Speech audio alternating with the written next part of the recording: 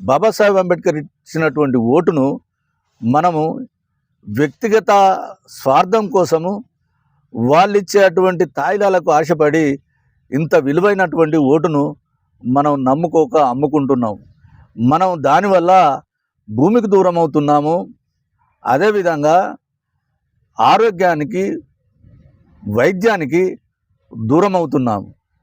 విద్య, వైద్యము, ఉద్యోగాలు అనేటువంటి మా సామాన్య ప్రజలకు అందరి ద్రాక్ష పండు పుల్లగా ఉంది.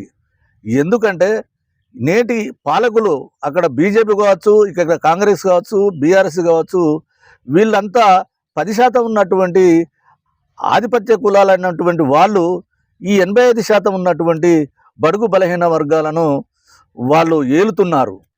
అసలు వాళ్ళు మనకు రిజర్వేషన్ ఇచ్చేయండి, అల్పసంఖ్యాకులైనటువంటి వాళ్లకు మనం రిజర్వేషన్ ఇవ్వాలి, మనకు అధికారం రావాలి. అధికారం అని అంటే పార్లమెంటులో మనం పిఎం సీటు కావాలి, ప్రధానమంత్రి సీటు కావాలి, ఇక్కడ రాష్ట్రంలో ముఖ్యమంత్రి సీటు కావాలి. ఇక్కడ పార్లమెంటులో ప్రధానమంత్రికి కానీ అసెంబ్లీలలో ముఖ్యమంత్రికి కానీ రిజర్వేషన్ లేదు. అన్నిటికీ ఉపరాష్ట్రపతి నుంచి మొదలు పెడితే, గవర్నర్ నుంచి మొదలు పెడితే, ఉప ప్రధాని నుంచి మొదలు పెడితే, ఉప ముఖ్యమంత్రి వరకు మొదలు పెడితే అక్కడ రిజర్వేషన్ అనేటువంటిది కల్పిస్తున్నారు నేటి పాలకులు. అసలు అది కాదు రాజకీయం అని అంటే. స్వేచ్ఛా సమానత్వం, సౌభ్రాతృత్వం, సమతా సమాజం కావాలి. ఎవరి జనాభా ఎంతో వారి జనాభా తమాషా ప్రకారము వాళ్లకు ఆర్థిక ఫలాలు కానీ సామాజిక న్యాయం కానీ పంచబడాలి. ఇప్పుడు 79 సంవత్సరాల నుంచి ఈ రకమైనటువంటి పరిపాలన కొనసాగుతలేరు.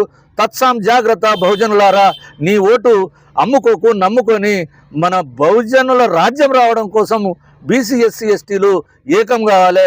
ఒక రెండింటికే కులం లేదు, కులానికి ఓటుకు కులం లేదు, బహుజన వాదానికి కులం లేదు, అంతటా కులం ఉన్నది. కట్టుకునే బట్ట నుంచి తాగే మంచినీళ్ళ నుంచి ప్రతి ఒక్క కాడ కులం అనేటువంటిది అడ్డమవుతుంది. ఈ కులం అనే పైశాచికి పోవాలంటే బహుజన రాజ్యమే అన్నిటికీ ప్రధానమైనటువంటి సమస్యలకు పరిష్కారం జరుగుతుందని ఈ సందర్భంగా మీకు తెలియజేస్తున్నానండి. Thank you.